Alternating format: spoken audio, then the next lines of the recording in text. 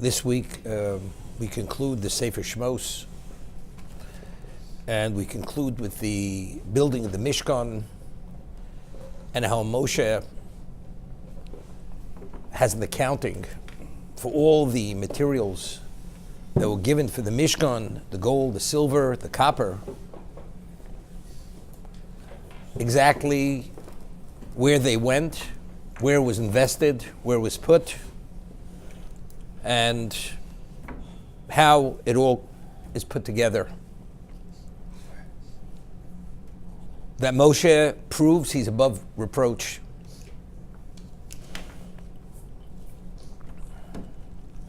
We all know that there were two individuals who were appointed by Hashem to oversee the building of the Mishkan. Betzalel ben Uri ben Chur Lamata Yehuda, and Oliov ben Achisamach Lamata Don. The most prestigious of the tribes is Yehuda. This is royalty, what we call Malchus. And Don was the least of the tribes. Firstly, it was from the maidservants, and even of the maidservants, Don only had one son. So even in numbers of contributing to the numbers, initially they were the least. So we have such a disparity between one and the other, the most prestigious and the least of all of them. So there's an interesting midrash, why? And we find the same thing regarding the Binyan Beis HaMikdash, the first Beis HaMikdash, which was built by Shlomo Melech, the wisest of all men, son of David HaMelech.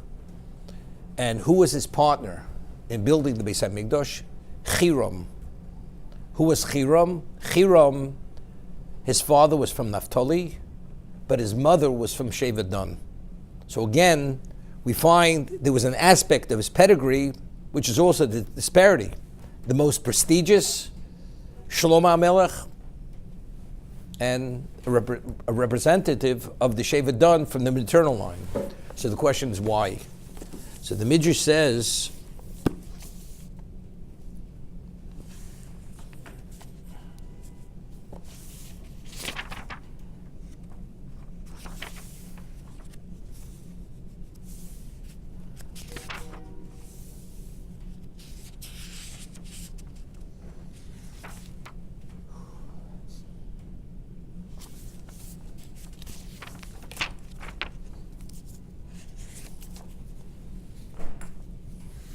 the greatest of the tribes was the tribe of Yehuda, Shevet Yehuda.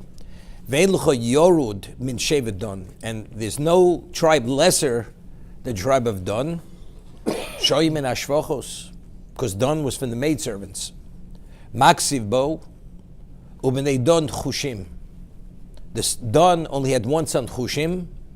Omer HaKadosh Baruch Hu, Yovu v'yizdavig lo, let the descendant of the tribe of Dan become the partner with the one who's from the most prestigious of the tribes.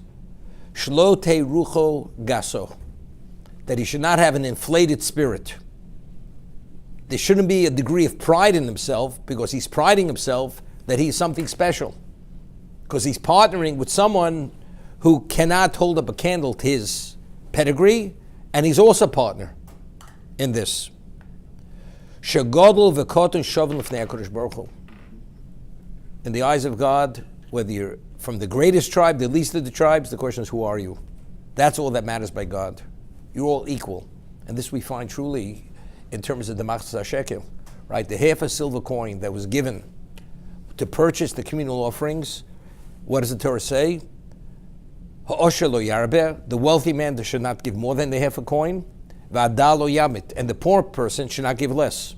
There's an equality when it comes, and what is that? We're talking about atonement. When you stand before God, there's no difference. It's irrelevant what you have, it's who you are. And who you are, there's a uniformity. You're all Jews, you all come from descendants of Avram, Yitzchak, Yaakov. That's who you are. So to communicate this message clearly, that there shouldn't be even a consideration that you're here because you're special. Because of your pedigree, your partner is from the least of the tribes, even the least of what? Of the maidservants. Amr Chanino, Lo Olam al Yages Odem Ichvodo. A person should never become prideful because of the honor which he's given. Ever. HaMishkan Nasib Shnei Shvatim Elu. The Mishkan was overseen by these two tribes. Va'af Beis HaMikdash Kenosu. Identically, the Beis HaMikdash, which also had the Shechina on a permanent level, was also done similarly. Shloma mi-Yehuda, v'chira midon. Shenemar. Ben Isha Almona hu mimati Naftali. He was the son of a woman who was a widow from the tribe of Naftali.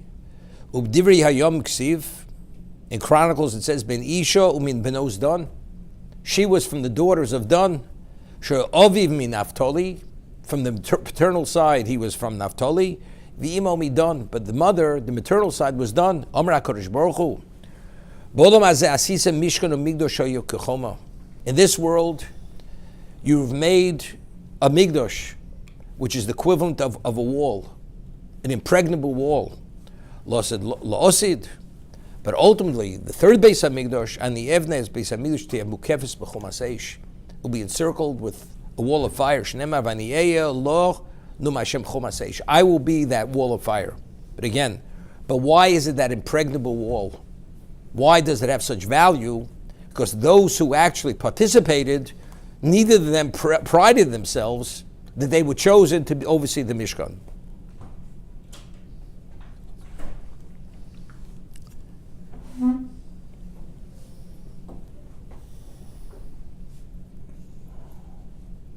It's interesting, the Rav Chaim Volozhiner writes, Nefesh HaChaim, there's a Rabbeinu Yonah, Shari Tshuva, it says that Tovas Hashem kogova lev. It's an abomination of God, the person who has an uplifted heart, meaning arrogance, has a prideful heart. Why? So he explains, Rabbeinu Yonah, that we say, Hashem geis lovesh.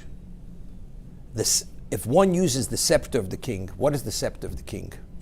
Exaltedness is the scepter of the king. That's God's scepter. So if a commoner takes the king's scepter, what is that? It's the greatest disgrace. How do you take the scepter that belongs to the king and you behave as if you have a right to that scepter? So a person who prides himself, and really it's a medrash, and it's a pasuk, it's based on a pasuk, wealth, power, everything you have, it's God-given. It's an endowment by God. The only thing we have, as we say, Hakol b'dei Shamayim, chutz mi'yirah Shamayim. The only thing a person contributes is his choice. The example we gave, you have a boat, and you have a current, and you have a rudder. It's just where you turn the rudder. The current's there, it's how do you steer the boat? Do you steer it to the right? Do you steer it to the left? That's your life. Your intellect, your health, your personality, your charisma, your ability, your creativity, whatever you have, it's all given to you by God. You cannot pride yourself. The Medrash explains, a person performs the mitzvah of makeh, putting a parapet on the roof. So Hashem says, God says, and who gave you the means to build a house? Who gave you the ingenuity to build a house? So even the mitzvah, and when you have a son and you circumcise your son, and who gave you the son? Who gave you the male son to circumcise? Isn't it I who gave you everything? So what is your position? Your position is to circumcise, not to circumcise. That's initiative on a spiritual level, to do the right or to do the wrong. But in terms of anything in existence, again, so pride, that's the reason why a human being has no right to pride himself, for that reason. Pride is the scepter of the king. That's greatness. So therefore, it's Tovas Hashem Gova Lev. So now a person goes, and you're chosen to build a Beis HaMikdash. Build a Mishkan. And then something which is the domicile for God, which has to be done, the residence of God, with such level of purity, it's prescribed to the smallest detail, specification-wise, intent-wise, everything-wise. You're attributing to yourself. Now, the Gemara tells us that Bezalel understood how to conjugate letters as the world was created, since the Mishkan is a microcosm of existence, he had to have the same intent as God had when he created existence, to activate those forces. Now, how does a man come upon such understanding? He was actually imbued with divine intelligence. He had Ruach HaKodesh. That's what he had. Chochmah, V'das, that's what he had. So again, it was an endowment. So if you have the endowment, how do you have a right to pride yourself in that? It's not yours. It's impossible for a human being to have that knowledge. God gave it to you. So how do you pride yourself? Well, I'm from the tribe of Judah. I was chosen for that. But you understand, but you have your partner is from the Shevet Dan. So evidently it's not because of your pedigree. It has nothing to do with your pedigree. Again, because if in fact there is any degree of gaiva, it actually becomes tainted. Once it becomes tainted, it actually doesn't function as it's meant to function. Chaim Volozhin explains that because of this, one of the machinations of the evil inclination is that we do a mitzvah, even when you do a mitzvah lishma, for the sake of the mitzvah, for the sake of God, with all the proper intent. Let's say you feel when you do it, how many people have the ability to do it with such purity? That enters your mind for a moment. It becomes tainted. And the Yetzer Hara, the evil inclination, tries to creep into your mind and your emotion when you do it even at the most advanced level. Because exactly for this reason. And it is, how many people have that ability to reach that, to have that level of clarity, to value God as I value God. But that's priding yourself. It says, Im lamadta Torah harbe in Pirkei Avos.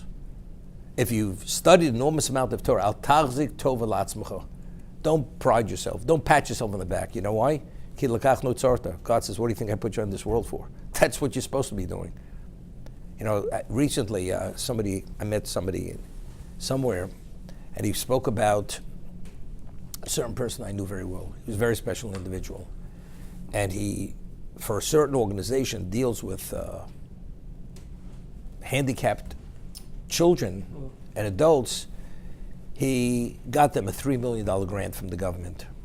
So the person who ran the organization says to the person, do I owe you anything? So the person looked at him, he didn't know what he was talking about. What do you mean, do you owe me anything? You know, you have a right to it? What do you mean, do you owe me anything? So this person, the son of this person's no longer alive, the one who got him the grant, shared it with someone else, and the person says, your father must have been a special person. And he's telling to me, I knew the person very well. He says, he was really, I said, why is he so special? I said, if a person works for a company and he's honest and he doesn't steal, is he special? Because other people do steal, and other people do embezzle. I mean, to be what you're supposed to be. We're not saying anything out of the ordinary. So if you set the bar that to be honest is exceptional, so what does the average person see? What's acceptable behavior? Not to meet the grade. That's basic. That's what it is.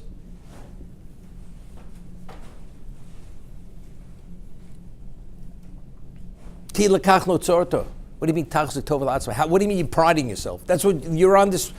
You were put into this world for that reason, to study as much as you can study. There's a halacha that a person's an employee, you're not permitted to take out time unless the employer allows you for personal needs. Not even a moment. Not a moment, unless it's a necessity. You have a right to take off time to eat to a degree, to say Kriya Shema to a degree. Certain things you have a right, but only to a minimum. Why? Because your time is the employer's time. Have you a right? It's considered stealing. So again, if you understand that, the same thing. So the Gemara tells us that a person who lives in this existence, we're all employees. Right? We were saying Pirkei Avos. Hamalocha meruba, balabais dochek v'apolim misatzlim. Right? The employer is pushing, the employees are lazy, and hamalocha meruba, and the work is enormous. So if you're going to tarry and be tardy, it's never going to get done. So again, what are we? And the Gemara tells us in Eruvin, we're daily employees. And just as an employee has to meet his scheduled. We have to meet our responsibilities. But we have a tendency. We believe in ourselves. And we believe the world's our world. It is our world. It's our world to invest as it's meant to be invested. The Gemara tells us that a Torah sage who has a right to waive his honor. Why? What's the basis? A king who chooses to waive his honor has no right to waive his honor. Because why is the king a king? Because he was chosen to be the king. So the honor of the king, the station of the king, is given to him because he was chosen. How does one become a Torah sage? It's through one's own initiative, but still. So why you want it? Because of the Torah you possess. It's based on the first pasuk in Tehillim. It says that the Torah is referred to as Torah Hashem. Then it says Ubetoroso Yego Bo Yom V'Loilo. And in his Torah, he will contemplate in it and meditate it day and night. So the Gemara asks, it first refers to it as Torah Hashem, it's God's Torah. Then it says in his Torah, the studiers, he will engage in it day and night. So the Gemara asks, is it God's or is it his? So Gemara says, before you study it, it's God's. Once you study it, then it's yours. Therefore, since it's your Torah, and the Gemara uses the term Torah delay, it's Aramaic, it's his Torah, therefore, if it's yours, you have a right to waive it. And therefore, so a person is walking a very thin line. It's yours, yet I have no right to pride myself. Because that's yours. It's like a person today is exceptionally wealthy. How did he become wealthy? Somebody gave him a gift. So once the gift is his, it's his, whatever he receives. But could you pride yourself that you're wealthy? What's the basis for your wealth? Because somebody had given it to you. That's the reason why you're wealthy. Same thing. It's Torah Hashem. It's Torah because you met the grade to be worthy to receive it. But what you have, why do you have it? Because God gave it to you. If you have no right to pride yourself.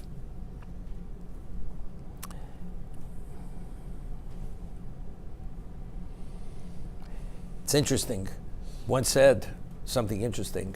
The Gemara tells in sport in this week's Medrash that before a person's born, when at the time of conception, it's Gemara Nida, the Gemara says, and it's in this week's Medrash also, that the droplet of semen is taken by an angel before God, and God pronounces the destiny of that person who's meant to be born in the future. What does he pronounce? Chocham o tipesh. Will he be wise or foolish? Gibor or cholosh. Weak or strong. Oshir or oni. Wealthy or poor. Every conceivable aspect of that person's life is pronounced at that moment. So the Medrash asks, and the Gemara asks, what about tzaddik or Rosha? That pronouncement's not why, because everything's predestined except for one's fear of heaven. That's choice, that's free choice. Okay? Now, the child, once you have that pronouncement, what does the child do during this gestation period for 9 months in the womb of his mother? So the Gemara says that Hashem sends a malach, an angel, and the angel teaches that child the Torah in entirety. And then right before the child's born, the angel touches the child on the mouth, and the child forgets everything. Everything. Doesn't recall anything of that experience in utero.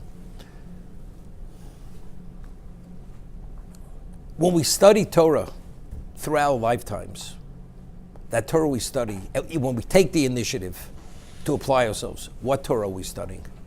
It's not new Torah, that's recall. We're extracting the Torah that's been implanted in our souls by the angel. We're actually extracting it from our spiritual system.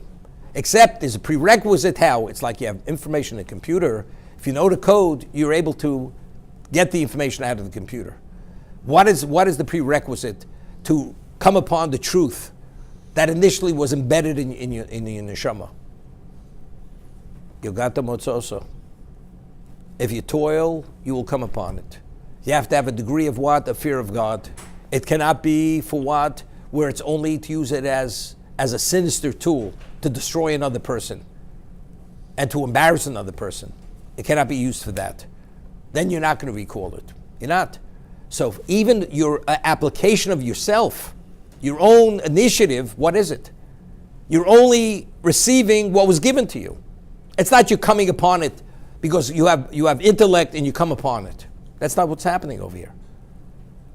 When you apply yourself, now you have recall of what initially was implanted in you. I'll give you an example. A person has a vault, and there's unlimited amount of money in the vault, and I give a person a combination, and he opens the vault. But you have to remember the combination, and he remembers the combination, and he opens it. Now he has this endless, unlimited amount of money. Could he pride himself that the money is his money? Right? Well, a person's given a key, just has to put the key in and turn it, and he was given the key. So he says, but what do I have to even turn the key? Well, you understand, if you want the money, you have to make that slight effort to turn the key. Could he pride himself that he opened the vault to take out the money? It's clear the money is unrelated to you. It's a gift. You should be singing God's praises from now forever. So how do you pride yourself? Therefore you can't. And priding yourself is considered a serious level of arrogance. You're trying to deny something which is something which is not true. Take the glory for yourself and deny God his rightful glory.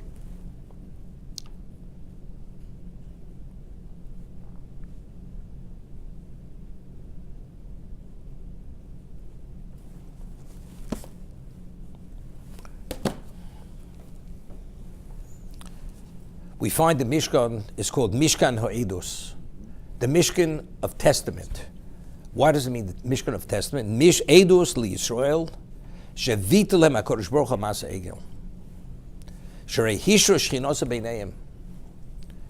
It's a testament that God forgave the Bnei Yisrael for the golden calf, sin of golden calf. Proof of the pudding is that He allows His presence to dwell among them. Because if they became disenfranchised, how does He dwell in their midst? Evidently, they were forgiven. So seemingly there's a difficulty. In Hebrew, the word for forgiveness is shemochel lehem, mechila. What is viter? Viter means, we say a person should be a mevater. What does mevater mean? You have a claim, and you have a basis for a claim. Look away. Let it go. So, I mean, were we forgiven or God let it go? The connotation of vita means He let it go. Really, we didn't deserve to be forgiven. We did not deserve to be forgiven. But for some reason, He let it go. Now, initially, when we wanted to leave Egypt, Paro was an expert astrologer, and he saw in the stars that if we go in the desert, there's going to be bloodshed. There's a star that's called Ra'o. It's the red star. He says, I'm not going to let you out. Here you're my workforce. I'm going to let you out to be killed in the desert. I'm not going to allow it. So when we did the Egel, the Jews sinned with the golden calf. What was the Moshe? And Hashem says, I will destroy them. What was Moshe's supplication? Lama yomer b'tzrayim ki b'roh otziam. God took them out with the intent to destroy them. So if God would destroy us, what would it be? It would be a chil Hashem. So what was the basis why we were not destroyed? Not because we deserved not to be destroyed. We deserved to be destroyed. After hearing the Aser Sadibros, after reaching such a level, the pinnacle of our spirituality, to get involved with a golden calf, even though the Medrash tells us that who initiated the golden calf? It was not us. It was the Erevav, it was the rabble, because the Pasuk says, Eila Elohecha Yisrael. This is your God, Israel. That means it was the rabble speaking to us. But factually, we were influenced. But how could you be influenced?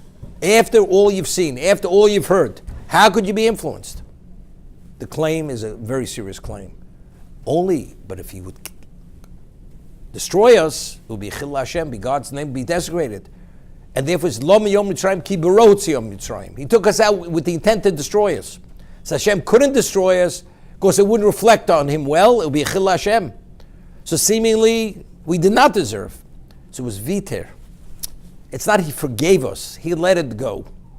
Now, let's talk. What's the difference between letting it go and forgiveness? Or what we call kapora. Now, regarding the Chet Egel, the Pasuk says, Ubiyom pakarti ufakarti. On the day that I will punish you, you will be punished. What do you mean? Of course, the day you're going to be punished, you're going to be punished. What does it mean? So Chazal tell us, and Rashi cites the Medrash, that at every time where the Jews are ever punished, part of punishment is an atonement, the punishment because of the Chet Egel, because of the sin of the golden calf. Even though he forgave us, even though whatever he did not destroy us. We received a second set of tablets, a luchos, a second set of Aseret Devarim, which is a reinstatement. And Moshe came down with the second set of tablets on Yom Kippur, and that's why Yom Kippur, the 10th of Tishrei, was set as the Day of Atonement forever, till the end of time. Yom HaKippurim. But Hashem says, B'yom pakari ufakarti. The day that you will be punished, meaning part of that punishment, including that punishment, is the sin of the golden calf. What is it all about? Now, the Gemara tells us in Avodah Zorah that when we said Nasev Nishma, and we accepted the Torah, God says, now you b'nei Kil Chai, you become eternal. You revert back to pre-sin of Adam. That means you're not subject to death any longer. You will live forever. Meaning, whatever impurity exists within us was expunged as a result of the intense Kedusha we were exposed to. Therefore, from now we live forever. There's no reason to die. What happened when we did the Chet Egel? We participated in the golden calf, reverted back to post-sin. Now, pre-sin, there's no evil inclination. Post-sin, there's evil inclination. So now, why is a person punished when he sins? Because he sinned. Because he made a choice. He made a choice to follow his evil inclination. Why is there an evil inclination? The answer is because you're in a post-sin era. Why are you in a post-sin era? Because he did the sin of the golden calf. So therefore, every sin is directly connected to the golden calf. Because if not for the Chet Egel, we'd be pre-sin. Pre-sin, we'd be eternal people. We're untainted. So why are we tainted? We're tainted because we participate in the Chet Egel. So therefore, as a result of that, it's only viter. Mechila, although everything's relative, slach lono, mechalono, kaper lono, various levels of atonement. Whether it's inadvertent, whether it's defiant, whether it's deliberate, whatever it is, God atones. And relatively speaking, we're free of sin. But in the ultimate sense, be totally free of sin to the point that there's no trace of the Chet Egel that's there. The Chet of Adam Rishon is within us. And that's the reason why we're still subject to the machinations of the evil inclination for that reason.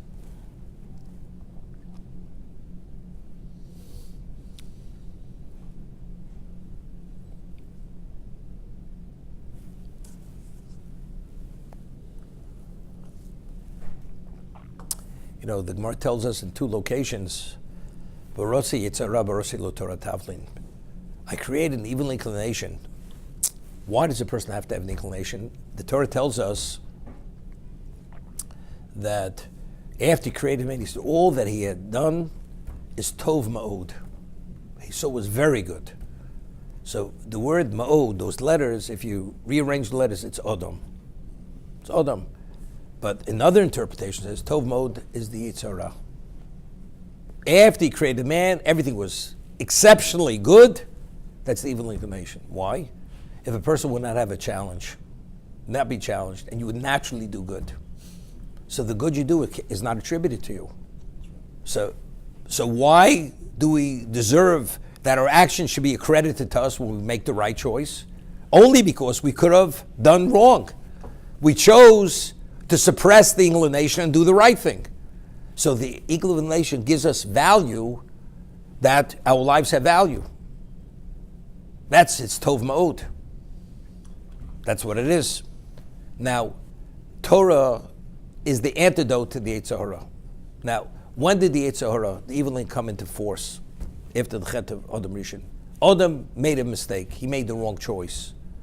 He actually putrefied himself and all existence by allowing the Yetzer Hara, the evil inclination, to become intermingled in every aspect of himself and all existence. That was a mistake. Now we really have what to contend with. We have very serious things. There's a famous word from the Arizal that the Arizal said, Adam Rishon, he had a level of clarity which no one had.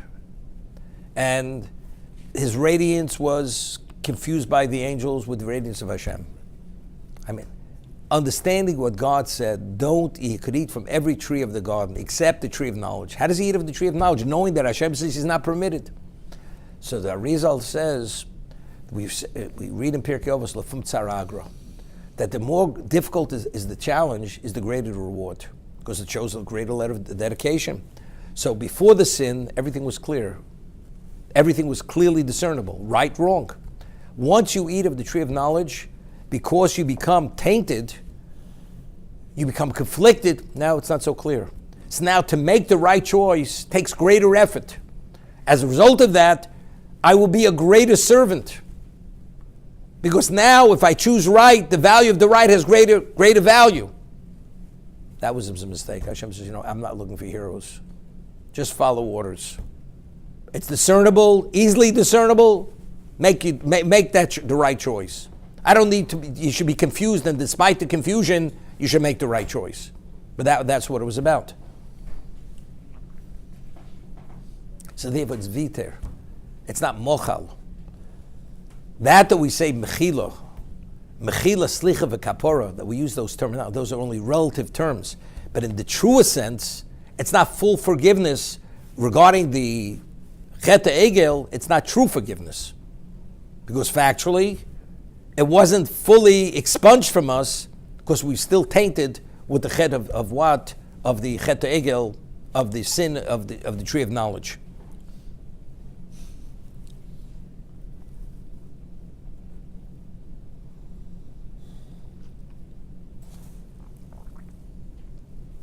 The Siforno points out over here, we find that the Mishkan is identified as Mishkan Eidos, and then the Torah tells us, Pukad al pi Moshe.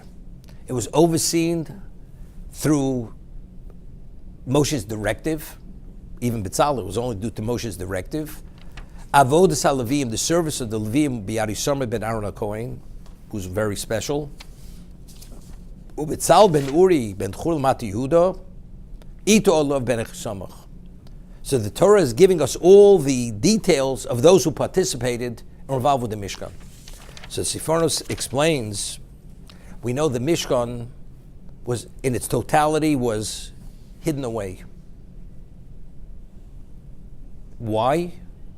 Because it's eternal, because every aspect of the Mishkan, whether it's because it contained the Luchos, or because it was through Moshe's directive, or because it was Isamar oversaw the service of the Levim, or it was because of B'tzalel, who was chosen by God with love, to infuse it with all that special intent. It was at its purest level, at the most advanced level, being such a spiritual edifice that the Shekhinah dwelt in it at this exceptional level. Something of such spiritual value cannot fall into the hands of the enemy. And therefore, it was hidden away. It was hidden away. The Bais Rishon, the Beis HaMikdash, which was built by Shlomo Melech, although he was special, and Hiram was special, whatever it was. But he says, there were non-Jews. You had people who worked in the quarries. There was a participation of non-Jews. So it wasn't as perfect. And because it wasn't that perfect, that's the reason why it ultimately was destroyed. Of course, we sinned, but it could be destroyed because it wasn't that perfect. That's how he makes the first. And the second bias, which it was only through the authorization of Koresh, only through his authorization, it was only through the authorization of Koresh, who was a non-Jew. Therefore, that's the reason why there were 5 things missing in the Bayis Sheni, and the Shekhinah, the Divine Presence, wasn't there on an ongoing basis. Okay? So I mentioned a story, famous story. As I say famous, if you know it, it's famous. So before the Russian Revolution, many of the people who fomented the revolution were Jews. And many of them, either they were communists, anarchists, socialists, And they came from the best families, the most observant families, the most learned families, and they abandoned ship. These people, because the winds of heresy and revolution and freedom were blowing so strongly that even the best families were drawn into this and pulled away from their heritage and from their traditions. Somebody once came to the Chavetz Chaim and asked for a bracha to have children, because they have children. So he was very concerned. It was this period of time. He says, if I give you a bracha to have children, it's not like at one time raising a child. The influence of society is so overwhelmingly intense. Your child could actually have a child become a heretic, will abandon his Yiddishkeit. So what's the value of the bracha? Maybe it's better not to have children if you're going to raise a child who's going to be evil. So the person says to the Chavetz Chaim, but we know that an apple doesn't fall far from the tree. There's such an expression. The apple doesn't fall far from the tree. He says, but it depends how strong the wind is blowing. If the wind is blowing strongly, when it falls, the wind blows it away. And that was going on then. So the story is, Reb Chaim Brisker was the chief rabbi of Brisk. And there was one family in Brisk that remained intact. Despite every family Brisk losing one member of the family, of their youth, there was one family, regardless of all the influences, they remained committed to Yiddishkeit. Torah, Yiddishkeit were unaffected. So they went to Reb Chaim, he said, how's it possible? It's almost like miraculous. They must have a special merit. So he says, I'll tell you a story. The Tsar Nikolai II was a rabid anti-Semite, the worst of the Tsars. And the Tsars, they tried to convert Jews to Christianity. So he's the one who came up with the 25-year draft, that they take children at the age of 9, 10 years old, they steal them away from their parents, send them away to some kind of camps to be indoctrinated as coarse Russian, Christianity, non-kosher food, and eventually to be conscripted into the Russian army. And these Jews were called Cantonists. That's what they were called. Many of them were lost to Judaism, but many of them, they kept together. They knew very little, but they would never give up in their identity as Jews, and they came back. They knew very little, but they kept the basic tradition. So how did they would hide their children from these, so how did they conscript these children? They would hire Jews, and these Jews, they were called snatchers. In Yiddish, they were called chappers. And they would go to the local cheder, elementary school, go into a class which had 9, 10-year-olds, walk in the middle of the class, and they would grab a 9 or 10, so many children out of the class, pull them out, and the child would be kicking and screaming, but he was no match for an adult. Downstairs, there was a paddy wagon with soldiers. They would take the child, throw him into the wagon. That was the last the parents would see of the child. And this would repeat itself in every village, every town. And that's how they conscripted these children and tore them away from the Jewish heritage. One day, this snatcher comes into this class and grabs a hold of this 9, 10-year-old boy, and the teacher is in the middle of giving a class, the Rebbe.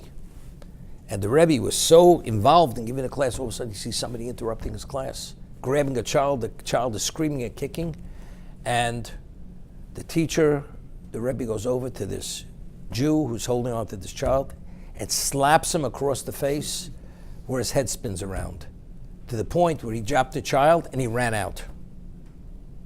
And he didn't come back.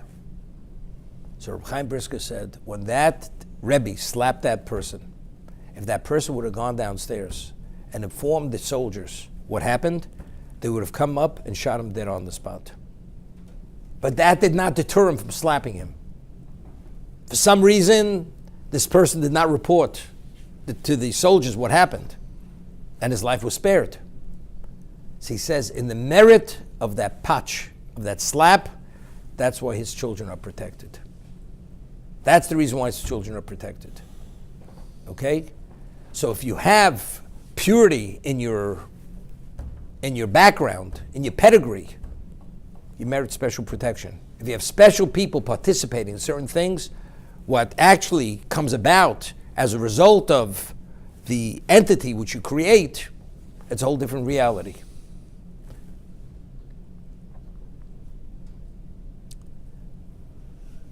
The Chofetz Chaim, there's a question whether the Chofetz Chaim would accept money from a person who violated the Shabbos.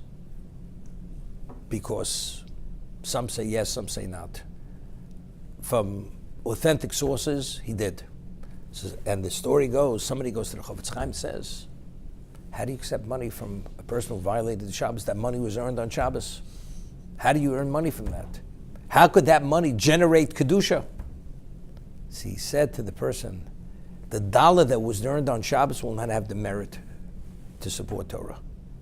The dollars I receive are the dollars that were made during the weekday, not the Shabbos dollar.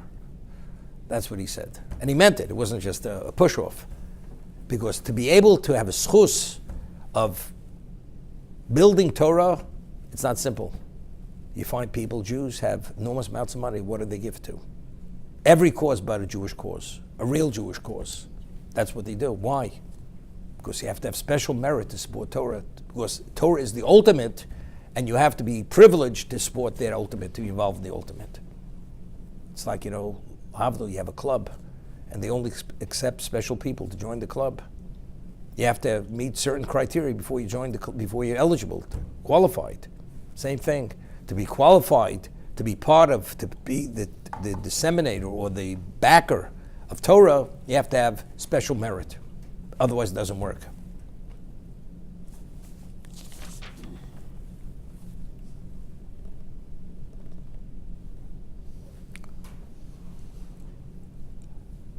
There's a question I once asked. The Gemara tells us that Eina Bracha chola ala davar asomi min ayin. Bracha can only come upon something which is hidden from the eye. Anything which is measured, anything which is weighed, anything which is counted, bracha cannot come upon it. And the Gemara goes to explain, what does this mean? A person brings in his harvest. He hasn't yet evaluated how many bushels is the harvest. And he says at tefillah, praise to God, it should be the will of God that bracha, blessing should come upon my harvest. And then he counts it, evaluates it, it's a valid supplication.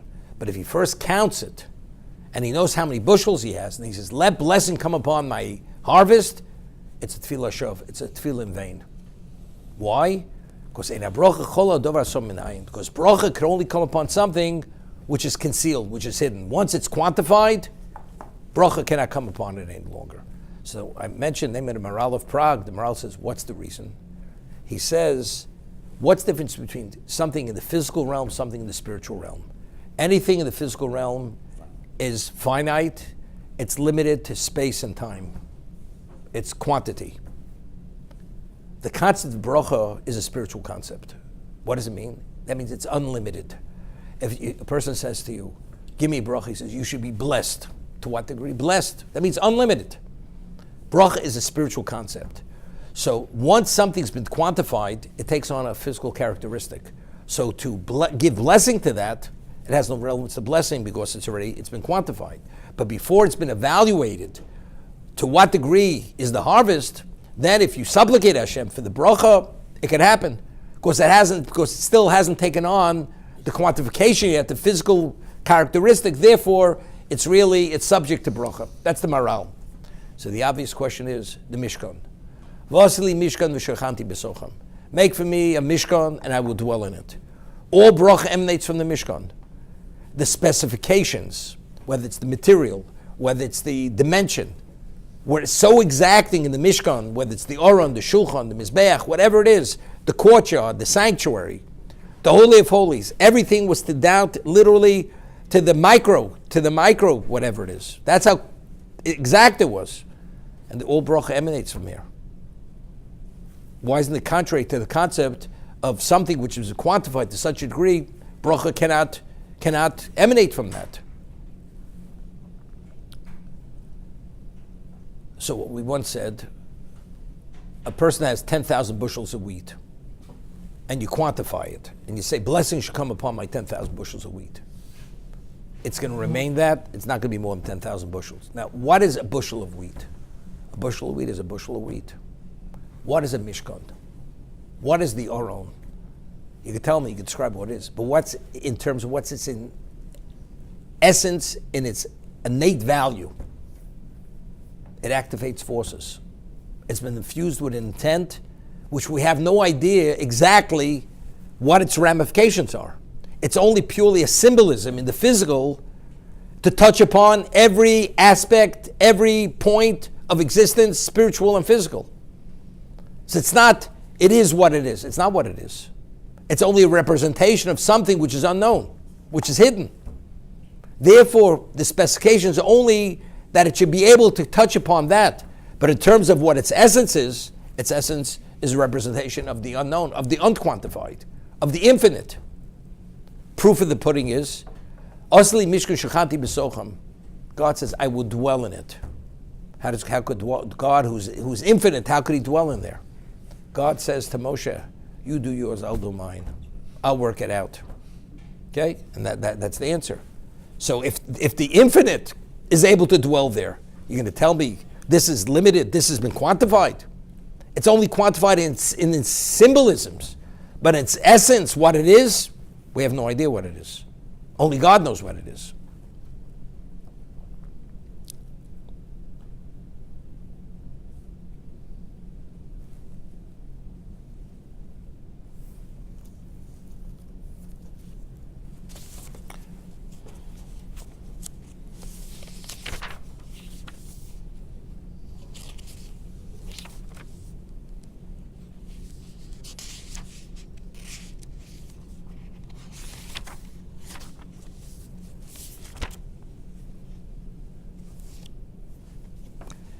There's a moral on Hanukkah. What's mentioned is moral. The Medrash tells us that the Greeks, they had decreed that every Jewish home must take the horn of a cow and engrave on it, Ein lanu chelek b'Elokei Yisrael. We have no share in the God of Israel. That was one of their decrees. So Maral explains why did they say this? The Jews said, we can't accept your approach to life. We're bound to God because we have a special relationship with God. So they said to the Jews, you know something? A man is married for many years, and somehow the marriage becomes stale, the marriage sours. So God forbid, one of the spouses commits adultery, the wife commits adultery. But what happens if the woman commits adultery right under the chuppah? What does that say? There was never a relationship. So how do you Jews pride yourselves that you have a special relation with God when 40 days after you heard the 10 Commandments, Aseres Dibros, you're involved in the golden calf? So what does that say? What was the quality of that relationship? It was never a relationship. Therefore, you people are deluding yourselves, you're fooling yourselves. You have no relationship. Therefore, every Jewish home should have this plaque, the horn of a cow, which is the calf, Ein lanu chelek b'Elokei Yisrael. We have no share in the God of Israel. That's what we want. But what's the answer? It's called Mishkan Ha'edus. Edus chol umos. It's a edus, it's a testament to all the nations. Shenisratza HaKadosh Baruch Hu l'shal masa egel.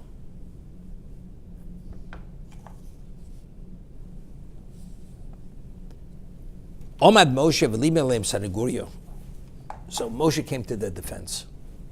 Till God was willing to forgive them. Moshe, but how does the world know that they were reinstated? Right? I know, I could tell them, but how does the world know? They should make a sanctuary, and I will dwell in their midst.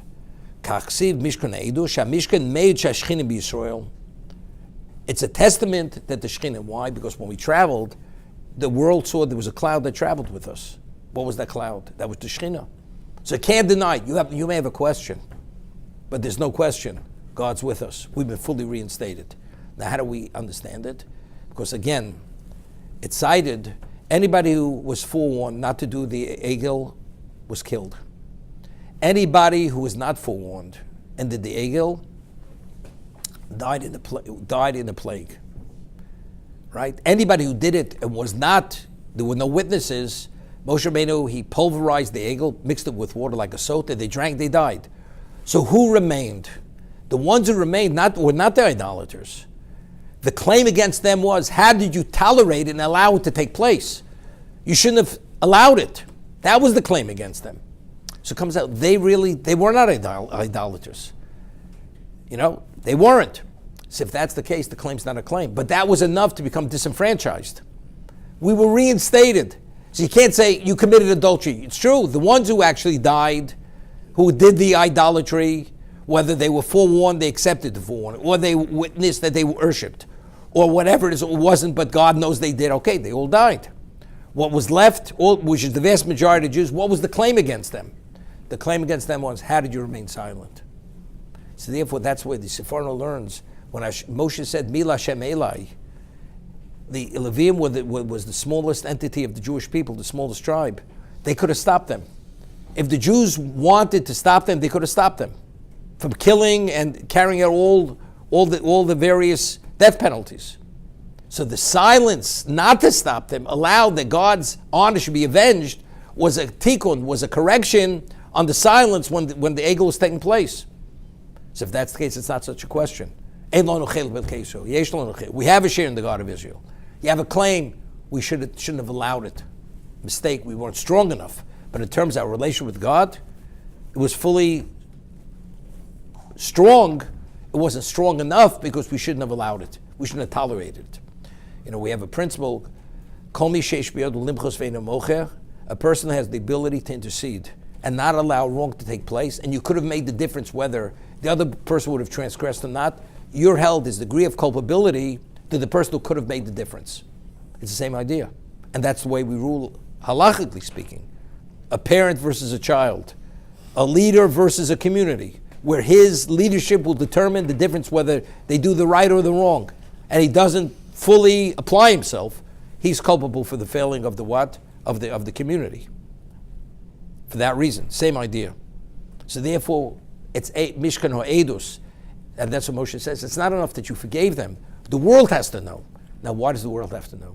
Does it really make difference what the world knows? Because who are we? We have to be a testament to the world that we, the Am Hashem, we are the models. We set the standard of what's ethical, what's moral, what's everything. But if we're looked at that we were never reinstated, who are we? We're no different than anyone else. As a result of that, we were created l'chvodi baros, for God's glory, but we can't be God's glory unless God Himself identifies with us.